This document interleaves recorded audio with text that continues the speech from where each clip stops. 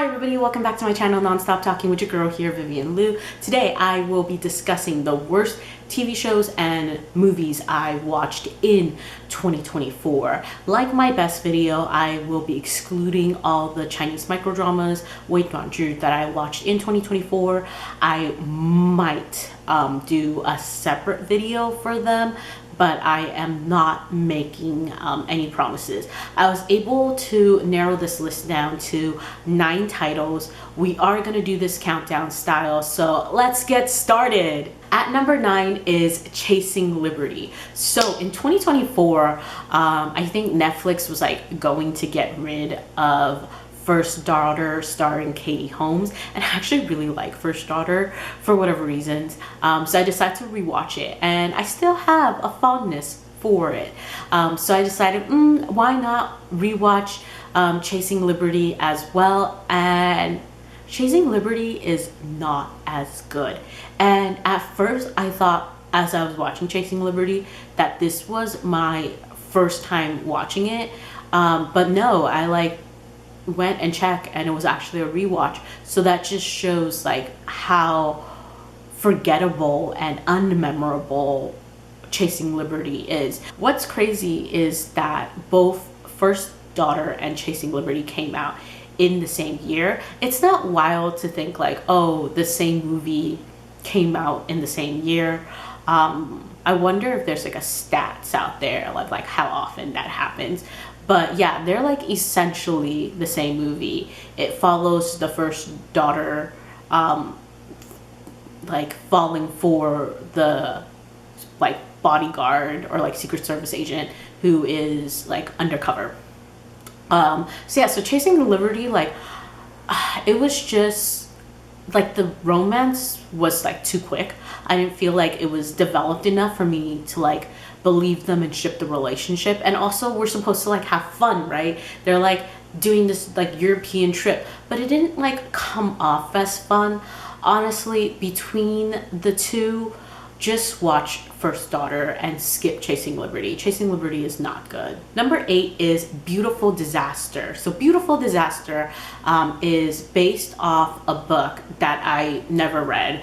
I only watched the movie because Dylan Sprouse is in it, and I grew up on Sweet Life of Zack and Cody, and the movie follows this like supposed good girl, but like she's on the run, so she's got secrets, and she meets like this bad boy underground fighter, and like he is immediately smitten with her. So I was not like into the insta love of it all, and I think all in all, like the plot gets like pretty wild and crazy, and it just like you have to like really suspend your disbelief. And there's also some like how do you explain it, like that kind of like vomit, throw up, like dirty like humor, like dirty not in like vulgar, but dirty as in like actual like dirt, like and that just was like really like gross to me. Like I don't find that kind of stuff like funny. I actually am just repulsed by it, and I feel like it's not a thing that like other people were noting on like their reviews, but it was something that like affected me, so I'm noting it. But yeah, all in all, like I knew that like Beautiful Disaster from the trailer was not going to be good, so I went in with low expectations, and even going in with low expectations, I was still like, I was not entertained. And like this is the kind of stuff I like live for. Like I love a teen romance, I love a teen drama, and yeah, this was not it. Don't do it. I was not sold on the romance, and like it's mainly the romance, right? There is a sequel movie, crazy, and I was like really contemplating like, should I do this to myself? Number 7 is Royal Teen Princess Margarete. I don't know if I'm saying that correctly, and I'm sorry if I'm not. So this is the sequel movie to Royal Teen, which followed the prince. In the sequel, we are following the princess. I believe this is it Norwegian? Yes, I wrote it down. It's a Norwegian teen movie. I didn't like the first movie. I thought it was absurd. And I will admit that the second movie is better. And I like the fact that it touches on like mental health issues and like the struggles of being a royal and being in the spotlight and having to be perfect, and how to like let loose and have fun. But I also still found it kind of stupid. So that's why it's here. Number 6 is Pit Babe. Oh my god, Pit Babe started off so promising. The trailer was good. The pilot episode was like eye-catching, and I'm just like, this is going places. This is, and then it didn't, and then it just disappointed. It was doing what I felt like it was such cringe because it started just like relying on like being fan servicey and like just like being really like ridiculous and stupid and like really throwing away like also just good acting. There is one main character I am thinking about where I'm just like, you could get a little bit more coaching, but I'm not going to name names because I don't want to die. But you know. But yeah, all in all, this is a fake, emphasis on the fake, Omegaverse story. I think the book was Omegaverse, the show, no. And it follows like these group of men who are like in the racing world and they're like racing each other, but some of them have like superpowers, and there's this guy who's like, it kind of like reminds me of like Umbrella Academy in a way. But yeah, he's like collecting the kids with like superpowers, and like some of the kids that have grown up and are now in like the racing world are like trying to take him down. So yeah, no, it's wild where the story takes you. And to think that there is a second season and they resurrected people from the dead,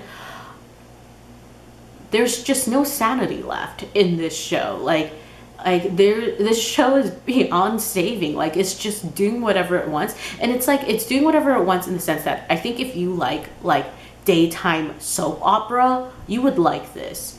But no, not for me. Number 5, I don't even know if I should talk about this, but number 5 is It Ends With Us. I actually went and stupidly watched this movie with friends in the theater. So what is life? I remember like following the news of this like from like the beginning because you know I'm a reader as well.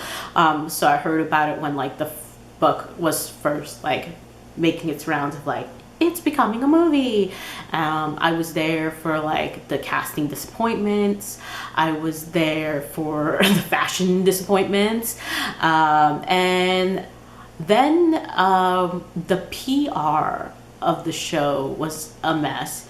And then the lawsuits that followed the movie like finally being released and everything was a mess. I think the drama of it all overshadowed the movie, but it wasn't like the movie was good in like the first place, and then everything else just made it worse, and I'm just gonna leave it at that. Number 4 is Taiwanese movie Eternal Summer. I read online that when this movie was like, when it first came out, it actually like received like a lot of praise, and I'm not a fan of it. The conclusion has this like weird open-ended conclusion, and I didn't like it. And it's like very debatable because I was like reading online, and it seems like some people were really into it, some people were not into it. And I just think like this type of ending is an acquired taste ending, and I don't have the taste buds for it, and it's okay. It's okay that I don't. I think it would have been wild if I was watching this movie, or if I watched this movie when it came out and I was on the discussion forums and I was just going ham about my negative thoughts. What a time that would have been for me. In short, Eternal Summer is about like these two childhood friends, both boys. I think like, is it high school? A female student enters the fold, and the three of them become a trio, and it kind of talks about how like that changes the dynamic of their relationship. It's just weird. I didn't like I said, the main thing is like I hated the conclusion. I'll just throw it out there. I hate the conclusion. But like the lead up to the conclusion was also not good. And I understand it. It's like super debatable, like where you think the ending went, right? And like there's a lot of people who are like, you just don't see it. And you're right, I don't see it, and that's why I don't like it. Number 3 is Dirty Pop, the boy band scam. Now for this, I simply didn't like the fact that they used AI to make people who were involved in this scandal look like they said things when like these people have passed away, and they've never like verbally been recorded saying these things. Like maybe it was like a snippet from like a written interview or something, or someone said that they said it, but I think that's just kind of really unethical, and that I don't stand by like documentaries like using AI to generate like evidence to support a side, regardless. And so for me, I just think like Dirty Pop is a dirty documentary. No, just like, it's not a dirty documentary. I just think like it was unethical for it to use AI, and I just was not a fan of that. Number 2 might get me some like heat, so I'm like a little bit scared. It's so like high up on my worst list as well. But number 2 is My Happy Marriage, the anime. So I saw a clip of like the movie, the live action, on my feed, and I was like, wait, this is like really cute. I want to watch like the live action. However, Netflix only carries the anime, and I was like, okay, I'll like settle for the anime then. I watched the anime and I was like, now I don't want to watch the live action anymore. And I know that there's a second season, and I know that this is adored by many, and that the couple, this is like, they've worked together before and they're really well loved. And I don't know why so many people really like My Happy Marriage, and I am not one of them. I'm sorry. Luckily, I have one friend in real life who felt the same way as I did. So thank you for existing and validating my negative thoughts on My Happy Marriage. So I know I am not the only one. But My Happy Marriage, should I talk about why I didn't like it? I think to keep it short, my issue was that like the romance is not romantic. The magical power aspect was not integrated well for something that was like kind of on the shorter side.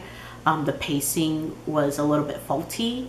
And as I like kept watching it, I was like the concept itself isn't bad, right? But like as I kept watching it, I was just like, wow, my like disappointment for this is just on the rise. Number one, I think is a safe number 1. I don't think many people have seen it, but it's Tearsmith, which is an Italian teen flick.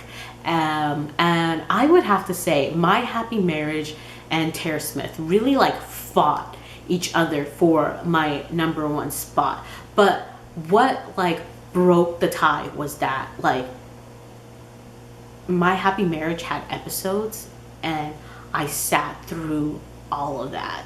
Tearsmith was just a movie, and it was really difficult for me to even sit through that. And it makes me wonder, how does something shorter give me equally as much disappointment and anger?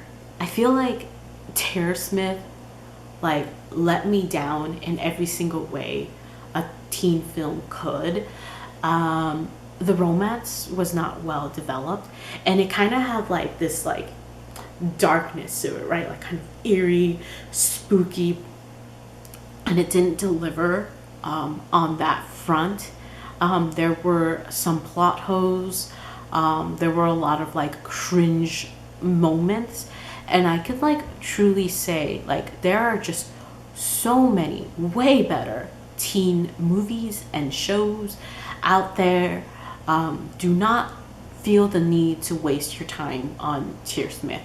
I watched Tearsmith so that you don't have to. That's it. Those are the worst things I watched in 2024. I would say like the first part of it was definitely like more like disappointment than like hate. And then later on, like I definitely felt the anger just bubbling as the list continued. If I make my video regarding like the Chinese microdramas, then this will not be the end of 2024's year-end video series playlist. But if I don't, this will be the end of it all. Outro time. Like, comment, subscribe. See you in my next video whenever that is. Bye!